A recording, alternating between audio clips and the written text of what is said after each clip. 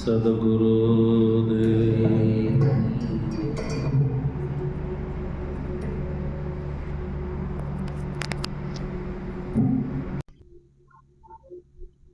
સદગુરુદેવ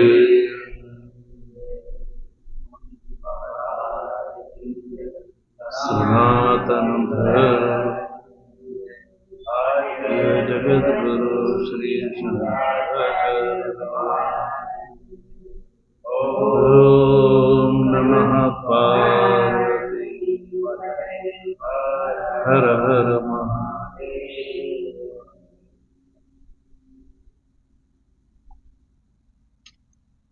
અર્થ સંગ્રહ નો વિચાર કરી રહ્યા છીએ. વિચાર ક્રમમાં સૌપ્રથમ ગ્રંથકાર દ્વારા કૃત મંગલાચરણનો વિચાર કર્યો.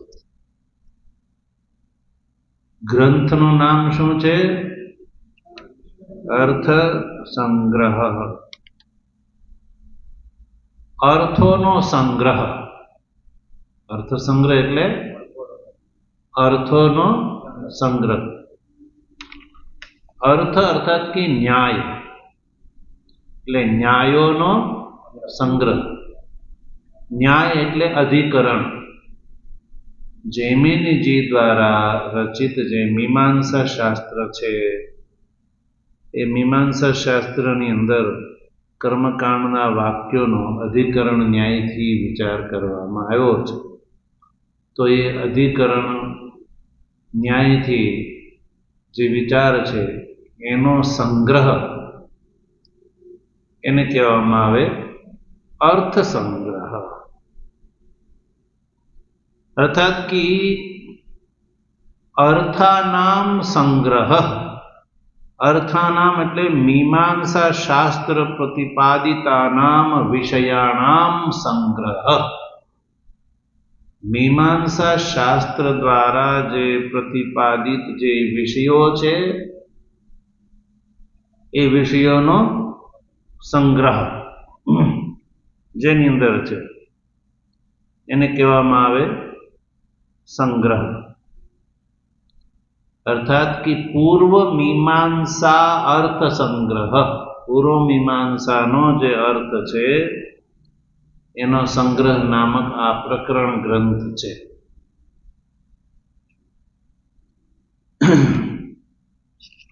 તો મીમાંસા એટલે પૂજિત વિચાર અને મીમાંસા શાસ્ત્રનો જે અર્થ છે એનો સંગ્રહ, એનો વિષયોનો જે સંગ્રહ. તો સૌ પ્રથમ લૌગાક્ષી ભાસ્કર મીમાંસા સૂત્રનું સૌથી પહેલું જે અધિકરણ છે એનો વિચાર કરે છે. સૌથી પહેલું જે અધિકરણ છે જિજ્ઞાસા અધિકરણ.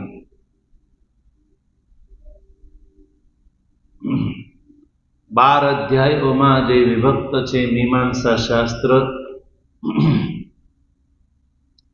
એ શાસ્ત્રના પ્રથમ અધ્યાયના પ્રથમ પાદનો પ્રથમ અધિકરણ છે જિજ્ઞાસા અધિકરણ. એટલે કે જેની અંદર અને એ અધિકરણનું સૌ પ્રથમ સૂત્ર છે અથાતો ધર્મ જિજ્ઞાસા. અથાતો ને બ્રહ્મસૂત્રમાં કોની જિજ્ઞાસા છે? બ્રહ્મની. અથાતો બ્રહ્મ જિજ્ઞાસા. અને આનું સૌથી પહેલું સૂત્ર છે અથાતો ધર્મ જિજ્ઞાસા. વેદના બે જ અર્થ, એક ધર્મ અને બ્રહ્મ. સંપૂર્ણ વેદની અંદર પ્રતિપાદિત કોઈ વિષય હોય તો એક આ ધર્મ અને જો બ્રહ્મ.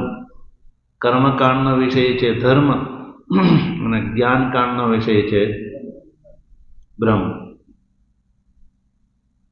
તો કર્મકાંડ અંતર્ગત જે વૈદિક વાક્યો છે એનો એકમાત્ર કર્મમાં તાત્પર્ય છે એવું દેખાડવા માટે જે વાક્યની અંદર કર્મનું પ્રતિપાદન નથી દેખાતું એવા બધા વાક્યોનો કર્મમાં કેવી રીતે તાત્પર્ય છે એ વિચાર અધિકરણ ન્યાયથી મીમાંસા શાસ્ત્રમાં મહર્ષિ જૈમિનીજી દ્વારા કરવામાં આવ્યો છે. એનું સૌથી પહેલું અધિકરણનું સૂત્ર છે જિજ્ઞાસા અથવા તો ધર્મ જિજ્ઞાસા. તો એનો સંગ્રહ સૌથી પહેલા કરે છે, કારણ કે આ ગ્રંથનો વિષય શું છે? મીમાંસા શાસ્ત્ર પ્રતિપાદિત જે વિષય છે એનો સંગ્રહ. તો સૌથી પહેલા જે છે ધર્મ જે વિષય છે એની વાત કરે છે, ધર્મ જિજ્ઞાસા. તો તમે કોપી કરી ગ્રંથ નથી ને? એમણે આપણે ફરીને બોલીશું. અથ પરમ કારુણિકો ભગવાન જૈમિની ધર્મ વિવેકાય દ્વાદશ લક્ષણીમ પ્રણીનાય તત્ર આદૌ ધર્મ જિજ્ઞાસા સૂત્રયામાસ તથા તો ધર્મ જિજ્ઞાસા ઇતિ અત્ર અથ શબ્દો વેદાધ્યયન આનંતર્ય વચનઃ અતઃ શબ્દો હિ વેદાધ્યયનસ્ય દ્રષ્ટાર્થત્વં બ્રૂતે સ્વાધ્યાયોધ્યેતવ્યઃ इति अध्ययन विधौ तद अध्ययनस्य अर्थज्ञानरूपदृष्टार्थकत्वेन व्यवस्थापनात्. આ અર્થ સંગ્રહનો પહેલો પેરેગ્રાફ છે. શું કહે છે ગ્રંથકાર? અથ આરંભાર્થક છે. અથ શબ્દ છે એ આરંભ માટે છે. એટલે સૌ પ્રથમ મીમાંસા શાસ્ત્રનું સૌથી પહેલું અધિકરણ છે જિજ્ઞાસા અધિકરણ. તો જિજ્ઞાસા અધિકરણનો જે અર્થ છે એનો સંગ્રહ કરે છે સૌથી પહેલો. સંગ્રહ કરવાનો તમે શરૂ કરો તો પહેલા 1 પૈસા નાખો, પછી 2 પૈસા નાખો, 3, એમ જ સંગ્રહ થાય ને. એમ જિજ્ઞાસા અધિકરણનો અર્થ છે એની વાત કરે છે સંગ્રહના રૂપમાં. જિજ્ઞાસા અધિકરણનો અર્થ છે કે સંગ્રહ એટલે સંક્ષેપ, સંગ્રહ એટલે સંક્ષેપથી પ્રતિપાદન કરવા માટે પ્રારંભ કરે છે. એટલે કે જિજ્ઞાસા અધિકરણનો સંક્ષેપથી પ્રતિપાદન. તો મીમાંસા સૂત્રના સંદર્ભમાં તો જિજ્ઞાસા અધિકરણનો બહુ વિસ્તૃત વિચાર છે. તો હવે સીધો કોઈને તરતા શીખવું હોય તો સીધો સમુદ્રમાં થોડા નખાય. પહેલા કંઈક નાનું એવું ખાબોચિયું હોય, નાની એવી જગ્યાએ જઈને તરતા શીખે. વાવડી હોય, વાવ હોય એવી જગ્યાએ કે જ્યાં ડૂબાય નહીં, ડૂબી ન શકાય એવી જગ્યાએ તરતા શીખતા પછી એ સમુદ્રમાં પડે તો એ ડૂબે નહીં, કારણ કે સમુદ્ર છે એ તો બહુ વિસ્તાર છે. એમ મીમાંસા સૂત્રનો જિજ્ઞાસા અધિકરણનો અર્થ છે એ બહુ વિસ્તૃત છે. એટલે જિજ્ઞાસા અધિકરણનો સંક્ષેપથી અર્થનો સંગ્રહથી પ્રતિપાદન કરવા માટે પ્રારંભ કર્યો. તો સૌથી પહેલા અર્થ શબ્દનો પ્રયોગ કર્યો પ્રારંભ માટે. પરમ કારુણિકો ભગવાન જૈમિની. પરમ કારુણિક ભગવાન જૈમિની માટે 2 વિશેષણ વાપર્યા, પરમ કારુણિક અને ભગવાન.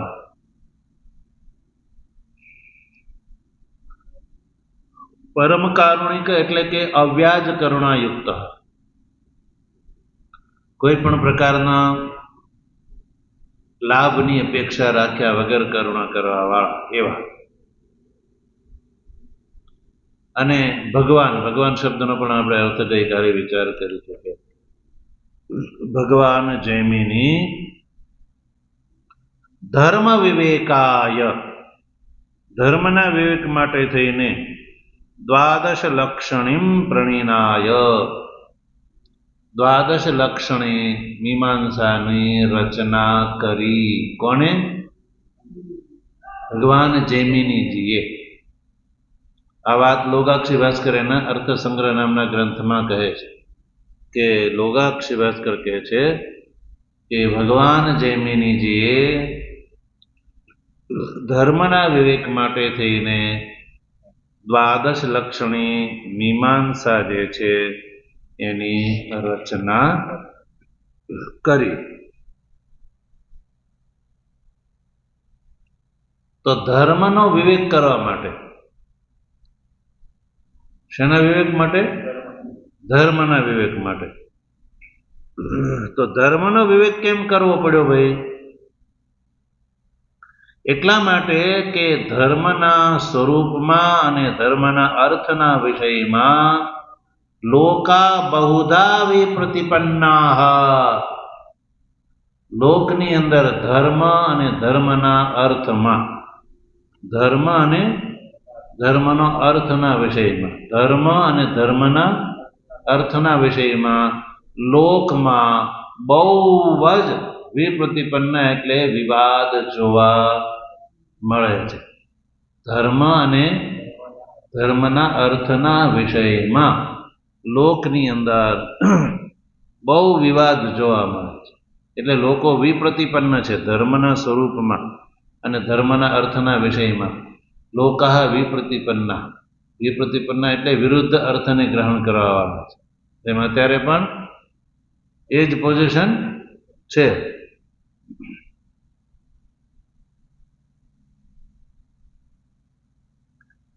તો જૈમિનીજીને થયું કે ધર્મનો વિવેક જે છે એ ધર્મના સ્વરૂપનું પ્રતિપાદન કરવું જોઈએ. એટલે એણે દ્વાદશ લક્ષણની રચના કરી, એટલે કે મીમાંસા સૂત્રની રચના કરી અને ધર્મનું સ્વરૂપ જે છે બતાવ્યું. તો વિપ્રતિપત્તિ દેખાડવી પડે. કેવા કેવા પ્રકારની વિપ્રતિપત્તિ છે ધર્મના વિષયમાં, કોણ લોકો કેવા કેવા રૂપથી ધર્મને માનીને ચાલે છે, તો વિપ્રતિપત્તિ જોઈ લઈએ આપણે વ્યાખ્યાકારના માધ્યમથી. અંતકરણ વૃત્તિ વિશેષમ કેચન ધર્મમ આહુ. કોઈ એવું કહે છે કે અંતકરણની વૃત્તિ વિશેષ છે એ જ ધર્મ છે. ધર્મ એટલે અંતકરણની વૃત્તિ, એવું કોઈ માને છે. એક આ વિવાદ છે. આવું પણ માનવા વાળા લોકોમાં સંગઠન છે કે જે અંતકરણની વૃત્તિ વિશેષને ધર્મ માને છે. અંતકરણની વૃત્તિ વિશેષ.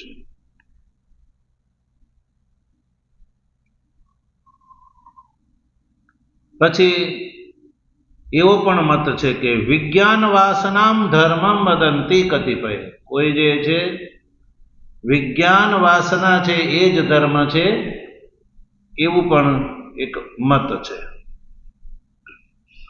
પછી વિજ્ઞાન વાસના એટલે બૌદ્ધનો મત છે.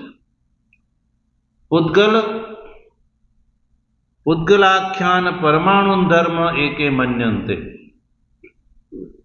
પૂદગલ જૈન જે છે એ પૂદગલને ધર્મ માને છે. જૈન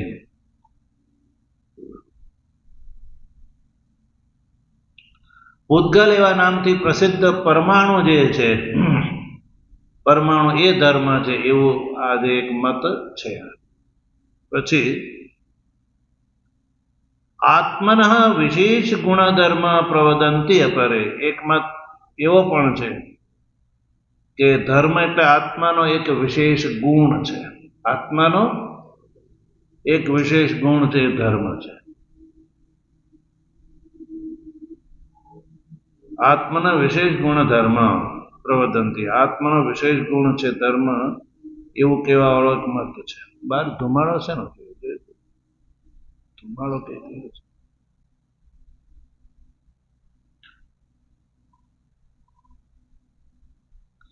પછી અપૂર્વમ ધર્મમ ઇતિ એકે મેની રે.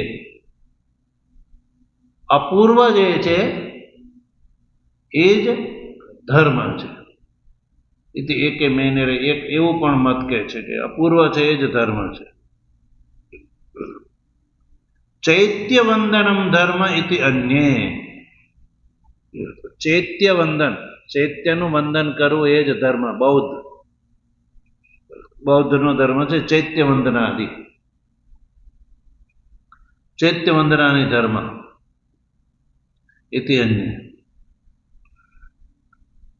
आत्मदर्शनम एव धर्मम इति अन्य एक मत एवो છે કે જે આત્મદર્શન કરવું એ જ ધર્મ છે, આત્મનું દર્શન કરવું એ જ ધર્મ છે.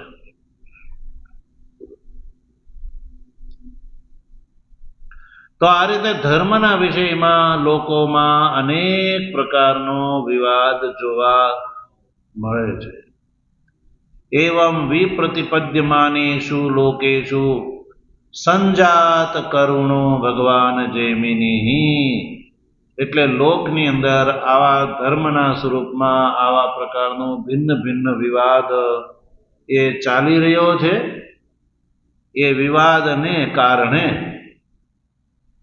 સંજાત કરુણા કે જેના મનમાં કરુણા ઉત્પન્ન થઈ છે એવા ભગવાન જૈમિની ધર્મ વિવેકાય એટલે કે ધર્મનું વિવેક એટલે વિવિક્ત વસ્તુસત સ્વરૂપ, ધર્મનું શાસ્ત્રીય સ્વરૂપ જે છે એ બતાડવા માટે થઈને ધર્મ વિવેક એનો અર્થ છે નિકૃષ્ટ ધર્મ સ્વરૂપ તદર્થ જ્ઞાનાય, ધર્મનું નિકૃષ્ટ સ્વરૂપ અને ધર્મનો જે અર્થ છે એના જ્ઞાન માટે થઈને દ્વાદશ લક્ષણીમ પ્રણીનાય, દ્વાદશ લક્ષણીની રચના કરી.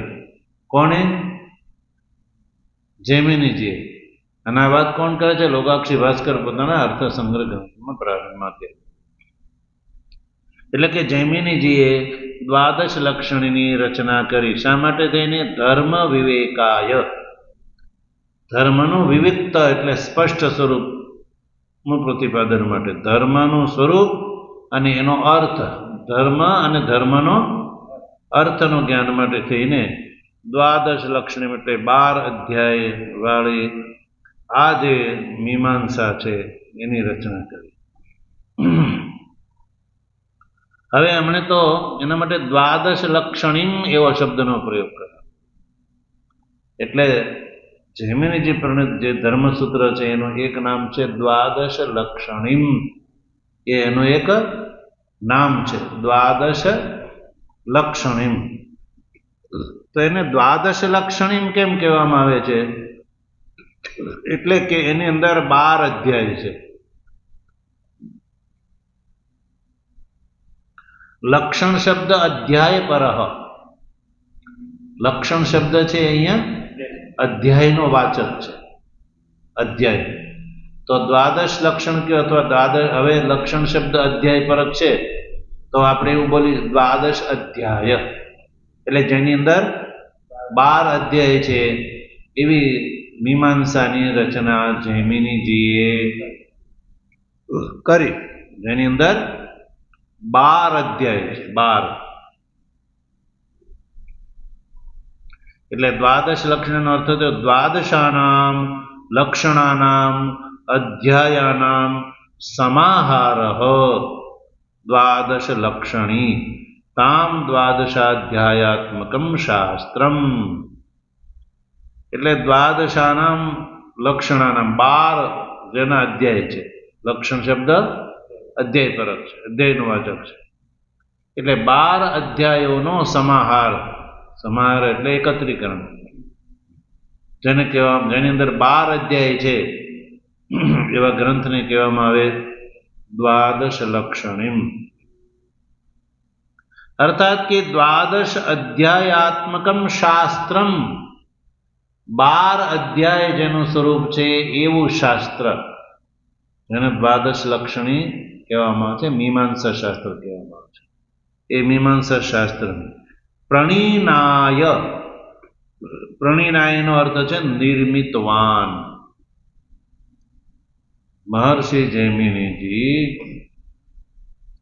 ધર્મનું વિવિક્ત સ્વરૂપ બતાવવા માટે થઈને, તો ધર્મ અને ધર્મનો અર્થનું જ્ઞાન થાય લોકોને, એટલા માટે એને 12 અધ્યાય જેમાં છે એ દ્વાદશ લક્ષણીની રચના કરી.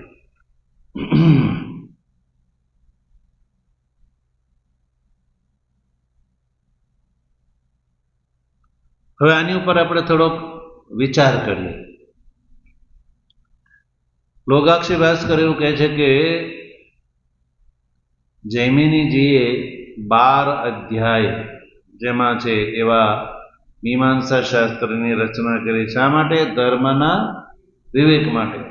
વિવેક એટલે ધર્મ અને ધર્મનો અર્થ નું પરિજ્ઞાન થાય એટલા માટે. હવે કોઈ આવીને એમ કે ભાઈ ધર્મ સ્વરૂપનું પરિજ્ઞાન માટે 12 અધ્યાયાત્મક આ જે ગ્રંથ છે એની શું આવશ્યકતા છે? ધર્મના સ્વરૂપનો અને ધર્મના અર્થનું પરિજ્ઞાન કરવા માટે જૈમિનીજીએ આ 12 અધ્યાય છે એવા શાસ્ત્રની રચના કરી. તો પ્રશ્ન ઉભો થાય કે શા માટે? ધર્મના સ્વરૂપમાં કોઈને કોઈ સંદેહ નથી એવું કે કેમ? તો કોઈ આવીને બુદ્ધિમાન એમ કે ધર્મનો સ્વરૂપ જે છે તો બધાને જ્ઞાત જ છે. પૂછો કેવી રીતે? તો કે છે યતો અભ્યુદય નિશ્રેયસ સંસિદ્ધિ સધર્મ. બધા જાણે છે. યતઃ અભ્યુદય યતઃ નિશ્રેયસ સિદ્ધિ સધર્મ. જેનાથી અભ્યુદય અને જેનાથી નિશ્રેયસની પ્રાપ્તિ થાય એને ધર્મ કહેવામાં આવે છે. એમાં સંદેહ ક્યાં છે? પૂર્વ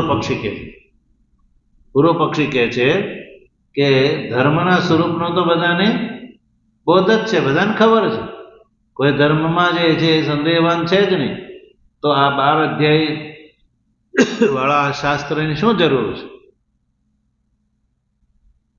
અથવા આ ધર્મનું સ્વરૂપ જો ન જો તો આચાર પ્રથમો ધર્મ. એ સ્પષ્ટ વાત છે. આચાર છે એ પ્રથમ ધર્મ છે.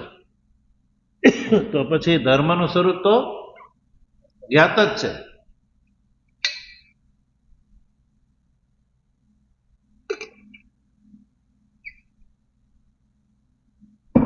આચાર પ્રથમો ધર્મ, એ ધર્મનું સ્વરૂપ લઈ લો.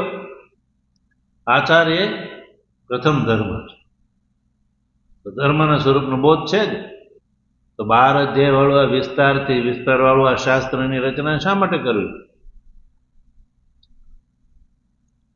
ચાલો આ 2 લક્ષણ ધર્મના, આ ધર્મનું ન જાણવું હોય તો બીજું લઈ લો. કયું?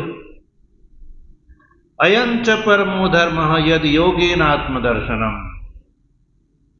યોગથી આત્મદર્શન કરો એ જ પરમ ધર્મ છે. એટલે સીધી વાત છે. યોગ દ્વારા આત્માનું દર્શન કરી લેવું એ ધર્મ છે. તો હવે આ ધર્મનું સ્વરૂપ બધાને જ્ઞાત જ છે. તો 12 અધ્યાય જેની અંદર છે એવા શાસ્ત્રની રચના શા માટે કરવી જોઈએ? અથવા એનાથી આગળ અથા તો ધર્મ વ્યાખ્યાસ્યામઃ. હવે હું ધર્મનું વ્યાખ્યાન કરીશ તો એમાં સીધો ધર્મનું વ્યાખ્યાન છે.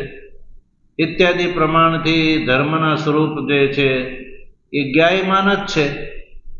ધર્મનું સ્વરૂપ આ બધા લક્ષણોથી શું છે? જ્ઞાયમાન છે, જાણવામાં જ આવે છે, બધા જાણે છે. તો પછી સજ્જનો કહે છે કે અતિ વિપુલ એવો જે જે કલેવરથી પણ જે વિસ્તાર છે, અતિ વિપુલ એટલે વિપુલ અધિક માત્રા, 12 અધ્યાય જેના છે. તો ભાઈ ખાલી આ એક સૂત્રની અંદર ધર્મનું સ્વરૂપનો બોધ થઈ જાય છે. અયંચ પરમો ધર્મ યદ યોગેન આત્મદર્શનમ આચાર પ્રથમો ધર્મ યતો અભ્યુદય નિશ્રેયસ સંસિદ્ધિ સધર્મ ઇત્યાદિ. એક પંક્તિથી ધર્મનો સ્વરૂપનો બોધ થઈ જાય છે. તો પછી 12 અધ્યાય વાળું આ વિસ્તૃત શાસ્ત્રની રચના શા માટે કરવી જોઈએ? ભાઈ અતિ વિપુલ ગ્રંથ જે છે એના નિર્માણમાં મહર્ષિ જૈમિનીજીએ શા માટે આવી પ્રવૃત્તિ કરી? એની શું જરૂર હતી? આવો પ્રશ્ન યદી કોઈ ઊભો કરે તો એનો ઉત્તર છે કે નહીં પ્રતિજ્ઞા માત્રેણ વસ્તુ સિદ્ધિ. કે પ્રતિજ્ઞા માત્રથી વસ્તુની સિદ્ધિ થઈ જતી નથી. જેમ કે કહ્યું કે યતો અભ્યુદય નિશેષ સંસિદ્ધિ સધર્મ, એવું કહ્યું પૂર્વ પક્ષીએ. તો એટલા માત્રથી વસ્તુની સિદ્ધિ થઈ જતી, પ્રતિજ્ઞા માત્રથી વસ્તુની સિદ્ધિ થતી નથી. તો લક્ષણ પ્રમાણાભ્યામ વસ્તુ સિદ્ધિ ન તો પ્રતિજ્ઞા માત્રેણ. વસ્તુની સિદ્ધિમાં લક્ષણ અને પ્રમાણ આ બે ઉપસ્થિત કરવા પડે છે. લક્ષણ પ્રમાણાભ્યામ, લક્ષણ અને પ્રમાણ આ બે થી વસ્તુની સિદ્ધિ થાય છે. ન તો પ્રતિજ્ઞા માત્રેણ, પ્રતિજ્ઞા માત્ર કરી લેવાથી વસ્તુની સિદ્ધિ થઈ જતી નથી.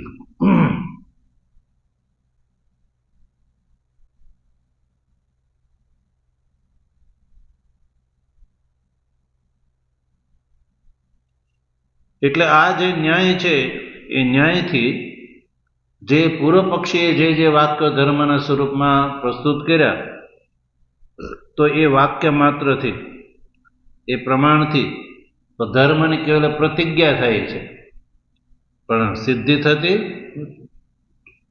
ન. ધર્મ સ્વરૂપમ, પ્રતિજ્ઞા માત્રથી ધર્મના સ્વરૂપને લક્ષણ પ્રમાણ જે છે પ્રસ્તુત કર્યા નથી. તો ધર્મના સ્વરૂપમાં જ્યાં સુધી લક્ષણ ને પ્રમાણ પ્રસ્તુત કરવામાં ન આવે ત્યાં સુધી ધર્મનો બોધ થઈ શકતો.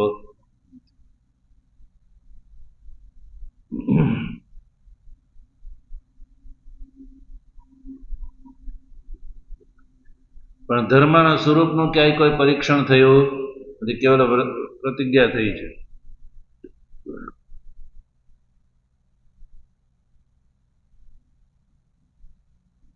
એટલે લક્ષણ અને પ્રમાણ જે છે, લક્ષણ અને પ્રમાણથી વસ્તુની સિદ્ધિ થાય છે.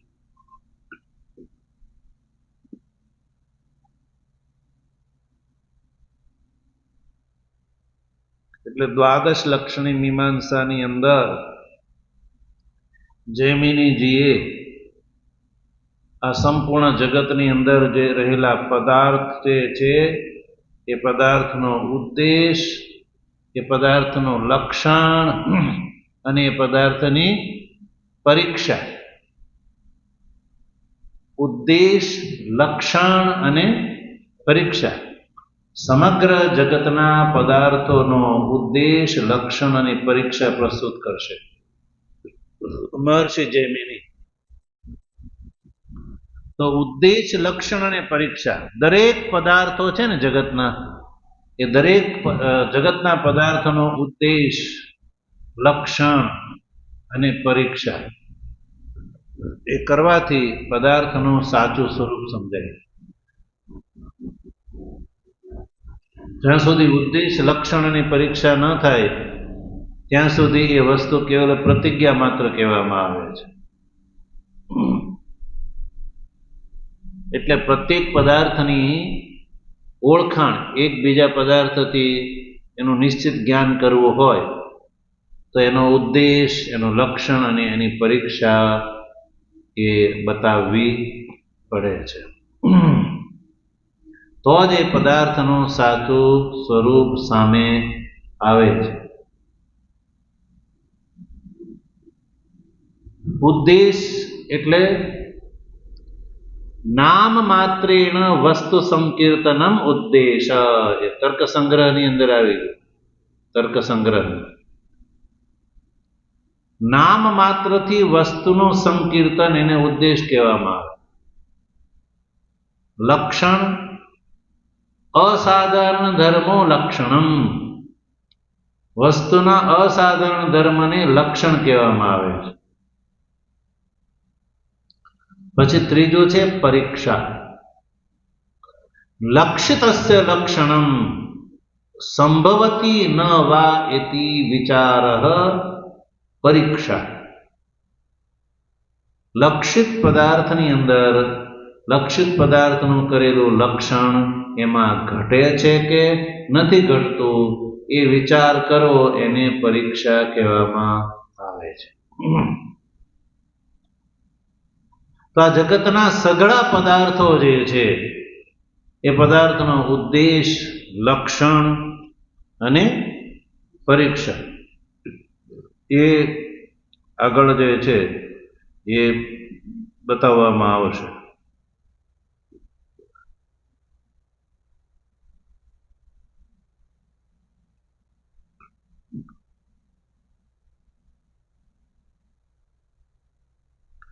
હવે પૂર્વ પક્ષી જે કરેલી વાત છે એમાં લક્ષણને પ્રમાણ પ્રસ્તુત કર્યા નથી, એટલે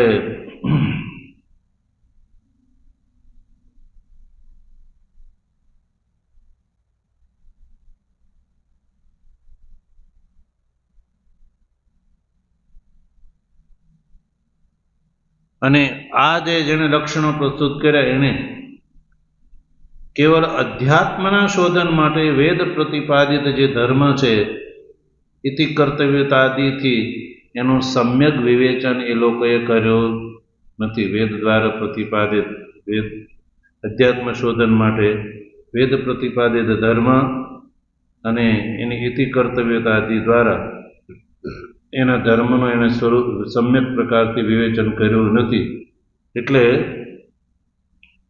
ધર્મના અનુષ્ઠાતા માટે જૈમિનીજી દ્વારા વિરચિત આ વિપુલ પ્રમાણનું આ જે શાસ્ત્ર છે એ જ શરણ કરણીયમ છે. એ સિવાય કોઈ શરણ કરવા યોગ્ય નથી.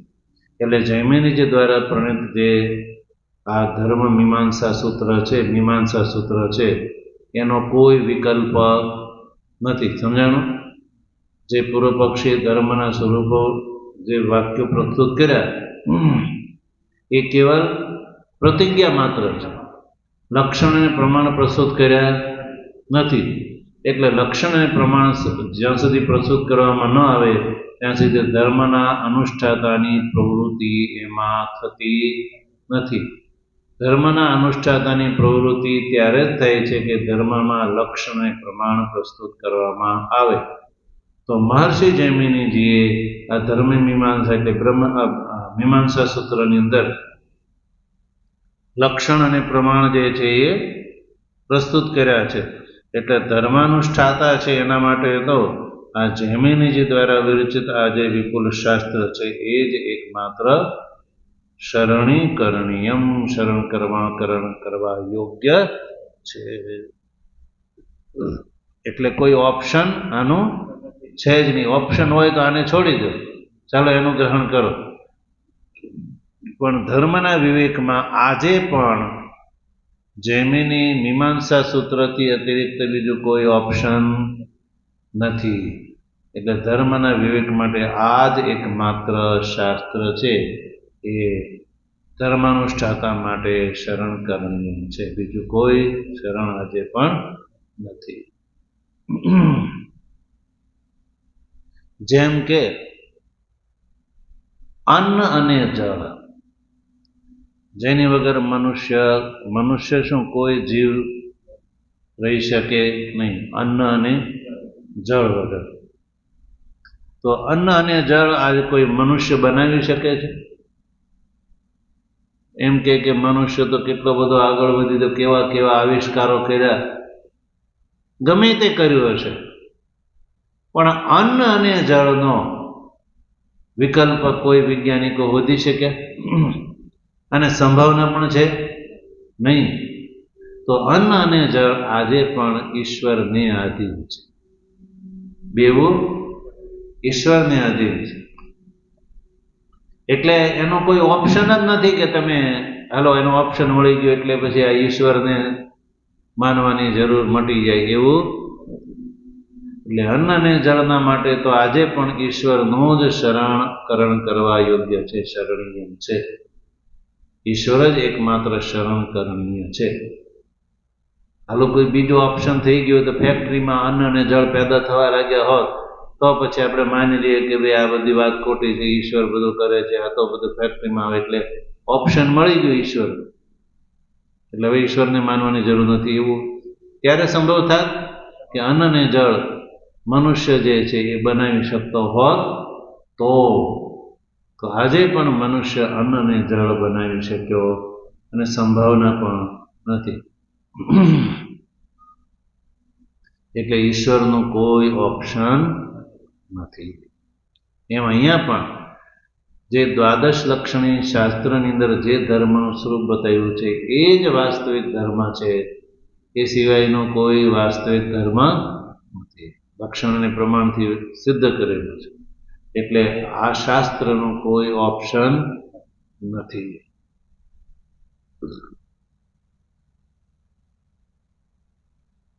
તો હવે પછી કેવી રીતે ખબર પડે કે ભાઈ આ દ્વાદશ લક્ષણી મીમાંસાની અંદર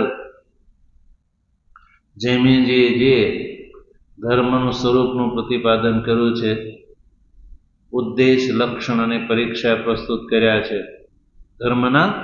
ધર્મનો ઉદ્દેશ, લક્ષણ અને પરીક્ષા. એટલે હવે જૈમિનીજી દ્વારા બીજું કોઈ ઓપ્શન છે નહીં. એટલે જૈમિની દ્વારા પ્રણીત મીમાંસા સૂત્ર, મીમાંસા શાસ્ત્ર છે એ જ ધર્મના સ્વરૂપમાં એકમાત્ર પ્રમાણ છે. એટલે ધર્મના સ્વરૂપનો બોધ કરવો હોય તો મીમાંસા સૂત્ર છે, મીમાંસા શાસ્ત્ર છે એ જ એકમાત્ર મનુષ્યના માટે આશ્રય છે. એટલે હવે આપણા માટે કોઈ ઓપ્શન રહ્યું નહીં. ધર્મના સ્વરૂપ જાણવું છે તો શું કરવું પડશે? જૈમિની શાસ્ત્ર જે છે એને જ જાણવું પડશે. હવે એ જૈમિની શાસ્ત્ર છે એ બહુ વિસ્તૃત છે, એટલે લોગાક્ષી ભાસ્કરે એનું સંક્ષિપ્ત સ્વરૂપ આમાં સંગ્રહ એટલે સંક્ષેપ કરીને બતાવ્યો.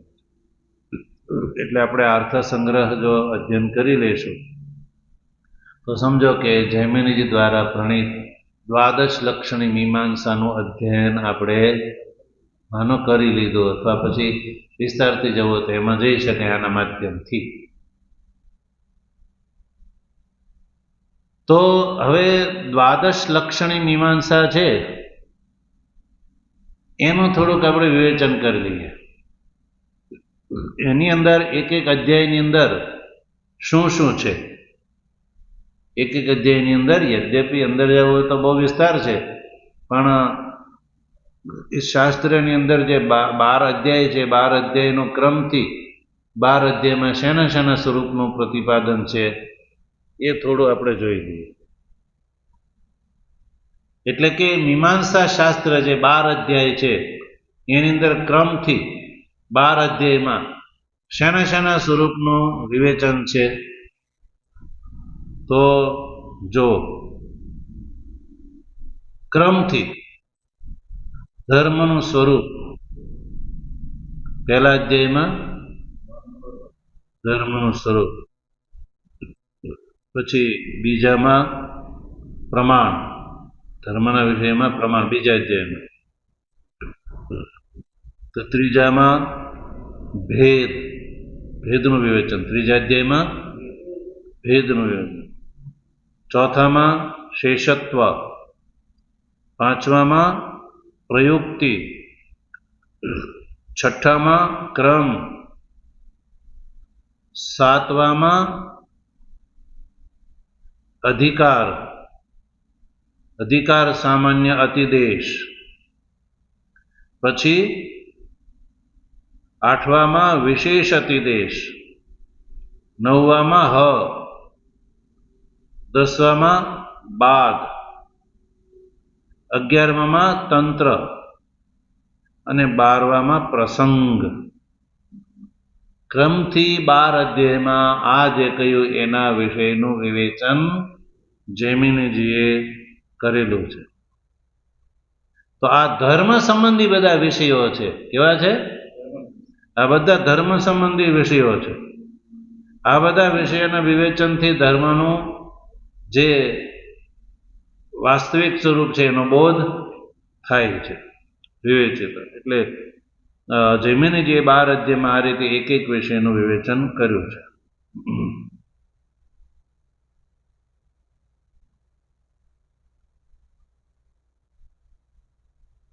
જેવી રીતે સ્વર્ગાદી ફળ માટે થઈને અધિકારીએ યાગાદી જે છે એનું અનુષ્ઠાન કરવું જોઈએ. સ્વર્ગાદી ફળની પ્રાપ્તિ જેને કરી હોય તેણે શું કરવું જોઈએ? યાગાદી જે છે એનું એ કરવા જોઈએ. તો યાગાદિ કરવા જોઈએ તો પ્રયાજાદયશ્ચ ઇતિ કર્તવ્યતા. તો યાગાદિમાં શું કરવું જોઈએ? પ્રયાજ અનુયાજ વગેરે પ્રયાજાદિ કર્તવ્ય છે યજ્ઞ સ્વરૂપમાં. એવી રીતે ધર્મનું ફળ જે છે, ધર્મે ફલે સાધની વેદ કરણમ, ધર્મનું ફળ જે છે સાધવા માટે તેને વેદ જે છે કરણ છે, એટલે કે સાધન છે. વેદ એ સાધન છે. અને મીમાંસા જે છે ઇતિ કર્તવ્યતા છે. ઇતિ કર્તવ્યતા એટલે કેમ કરવું એ બતાવે. ઇતિ કર્તવ્યતા કહેવાનું. આ વાત જે છે કુમારેલ ભટ્ટે પણ કરી છે. ધર્મે પ્રમીયમાણે વેદે ન કરણાત્મના ઇતિ કર્તવ્યતા ભાગમ મીમાંસા પૂરયિષ્યતિ. કુમારેલ ભટ્ટનો આ કથન છે. કુમારેલ ભટ્ટ જે છે એ બહુ આદરણીય વ્યક્તિ છે. ધર્મના સ્વરૂપમાં જૈમિની શાસ્ત્ર ઉપર એમણે ગ્રંથોની રચના કરી છે. એનો વિધિ વિવેક એક ગ્રંથ જે છે એ બહુ પ્રસિદ્ધ છે. બીજો એને શ્લોક વાર્તિક નામનો ગ્રંથ જે છે એ બહુ પ્રસિદ્ધ છે વિદ્વત જગતમાં. તમે લોકો આ સાંભળો છો તો તમને ખ્યાલ આવ્યો હશે કે આપણે ત્યાં ધર્મના સ્વરૂપને જાણવાવાળા જે આચાર્યો થયા કે જેણે ધર્મનું પારમાર્થિક સ્વરૂપનું વિવેચન કર્યું છે અને એને માટે ગ્રંથોની રચના કરી છે, એને આજે કોઈ જાણતું નથી. એના નામ પણ લોકોને ખબર નથી. એ બહુ ખેદની વાત છે કે વસ્તુતઃ વૈદિક ધર્મનું સ્વરૂપ લોકો સુધી પહોંચે એ માટે આચાર્યોએ જે પુરુષાર્થ કર્યો છે, એવા આચાર્યોએ જે ગ્રંથોની રચના કરી છે એ ગ્રંથોને આજે કોઈ જાણતું નથી અને આવા આચાર્યોને કોઈ ઓળખતું નથી. જેણે ધર્મના સ્વરૂપનું વિવેચન કરવામાં પોતાનું જીવન ખપાવી દીધું, એને કોઈ ઓળખતું નથી. એની કૃતિને અને એના સ્વરૂપને એ આચાર્યને જ કોઈ ઓળખતું, એનો કોઈ પ્રચાર નહીં. અહીંયા સુધી કે એનો જન્મ ક્યાં થયો, ક્યારે થયો, એની બર્થડે કોઈને ખબર. અહીંયા સુધી કે એના જન્મના કાળના વિષયમાં પણ મતભેદ કે ભાઈ ક્યારે જન્મ્યા, કેટલા વર્ષ જીવ્યા, કઈ સદીમાં જીવ્યા, એમાં પણ હજી કોઈ આપણે ત્યાં એનો ઉલ્લેખ જોવા નથી મળતો. કયા દેશમાં એ જન્મ્યા હતા એમાં પણ વિવાદ વિદ્વાનોમાં જોવા મળે. ભાઈ કોઈ એમ કે ભાઈ કુમારેલ વળગ્યા માહિષ્મતી નગરીમાં એમનો જન્મ થયો, ત્યાંના હતા, યા કોઈ એમ કે દક્ષિણના હતા, કોઈ આમ હતો. એમાં પણ કોઈ, કારણ કે આપણે ત્યાં મહાપુરુષોએ પોતાની કૃતિઓમાં ક્યાંય પોતાની આવી ઓળખાણ આપી જ નથી. આવી ઓળખાણ આપવાની પરંપરા જ આપણે ત્યાં નથી. અને એના કારણે એની કૃતિઓ જે છે એ અમર છે. એણે જે કાર્ય કર્યું ને એ અમર છે, એ પ્રધાન છે. અને પોતાનો જન્મ, પોતાનું જન્મ નામ એનું એને કોઈ મહત્વ આપ્યું નથી. એ તો ગનિમત કયો કે ભગવાન શંકરાચાર્યજીને 1200 વર્ષ થયા છતાં આજે આપણે એને જાણીએ છીએ.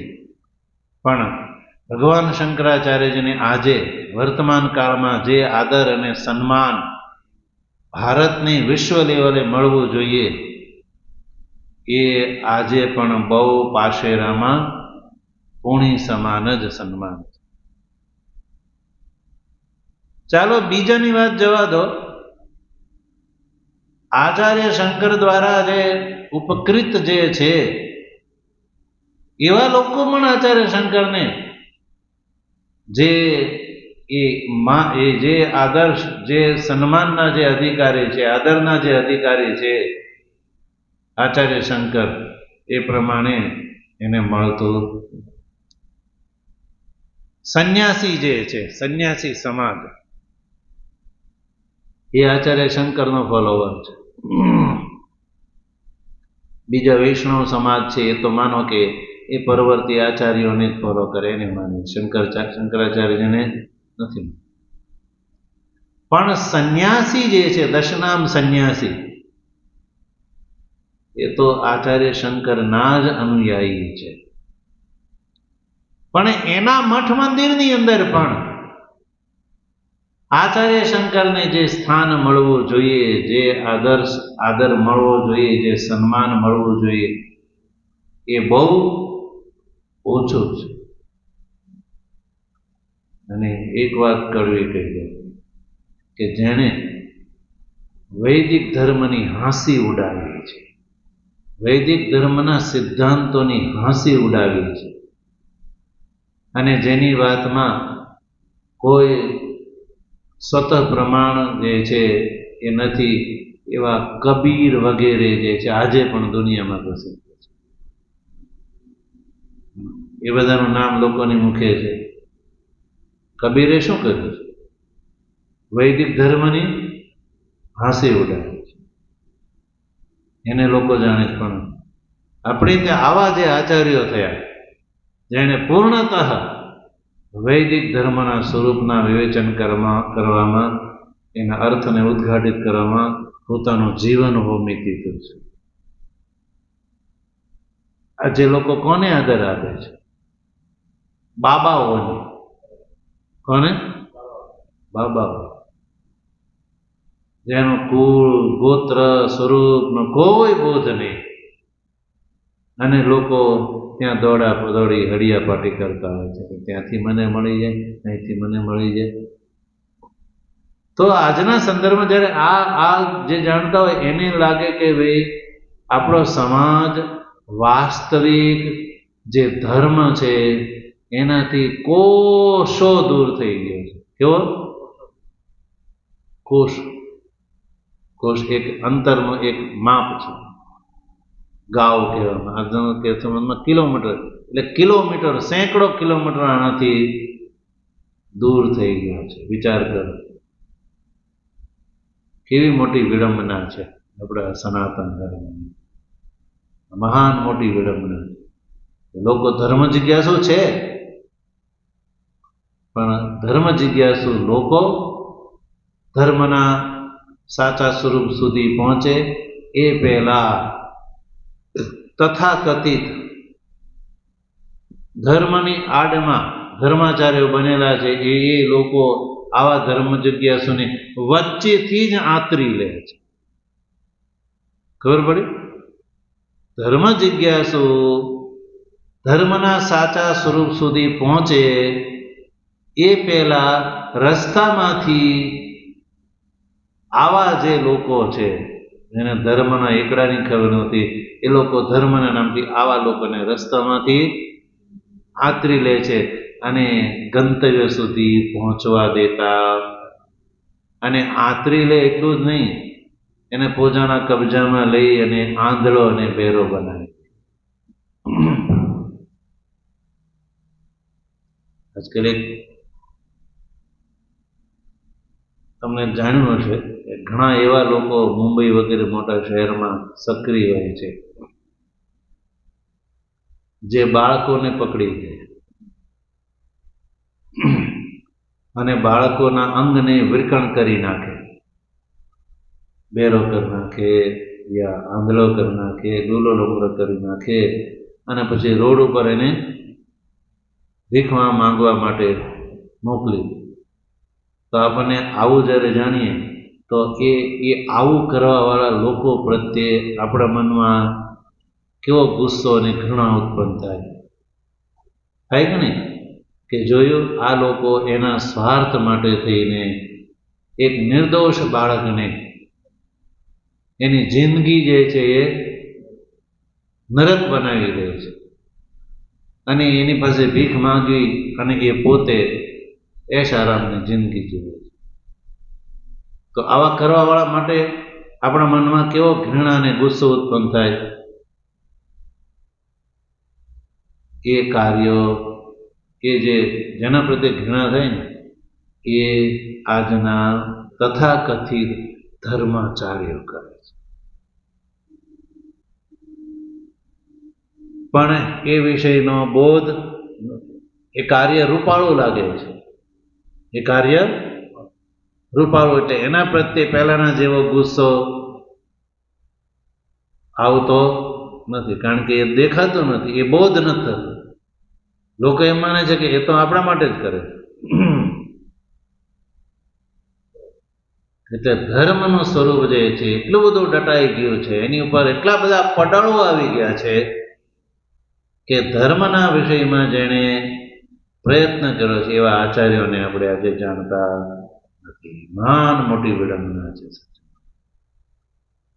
તો આ 12 અધ્યાય છે, એ 12 અધ્યાયની અંદર આ રીતે ધર્મનું સ્વરૂપ જાણવા માટે આવા 12 વિષયોનું આ દ્વાદશ લક્ષણી મીમાંસાની અંદર વર્ણન છે। હવે સંક્ષેપથી આપણે જાણીશું આગળના પ્રસંગમાં કે એક એક અધ્યાયની અંદર સંક્ષેપથી શેનું શેનું વિવેચન છે એ સમજીશું। કારણ કે આ જે અર્થ સંગ્રહકારે એવું લખ્યું કે દ્વાદશ લક્ષણીમ પ્રણીનાય, દ્વાદશ લક્ષણીની રચના જૈમિનીજીએ કરી। તો ભલે આપણે દ્વાદશ લક્ષણાત્મક જે શાસ્ત્ર છે એને કંઈ 5-10 વર્ષમાં તો એને જાણવું કઠિન છે, ટાઈમ બહુ જોઈએ એના માટે। એની ઉપર જે ટીકા પ્રટીકા જે આચાર્યોની જે પ્રસ્થાનો છે એ બધું જાણીએ તો સમય બહુ લાગે। એટલે આપણે તો આ અર્થસંગ્રહના સંદર્ભમાં પણ જાણીશું। તો જ્યારે અર્થસંગ્રહકારે જૈમિનીજી રચિત શાસ્ત્રનો અહીંયા ઉલ્લેખ કર્યો કે દ્વાદશ લક્ષણીની રચના કરી, તો આ 12 અધ્યાય શું છે, 12 અધ્યાયની અંદર એક એક વિષયનો જે વિવેચન છે એ આપણે જાણ્યું, અને વિવેચન કઈ રીતનું છે એ આપણે સંક્ષેપથી જાણીશું। અને પછી ફરીને આ જે અર્થસંગ્રહની પંક્તિ આ સ્પષ્ટ થઈ ગયા પછી આગળની પંક્તિનો આપણે વિચાર કરીશું। ઓમ સદગુરુદેવ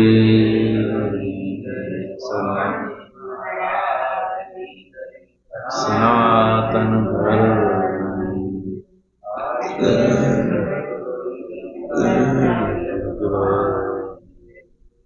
ઓમ નમઃ પાર્વતી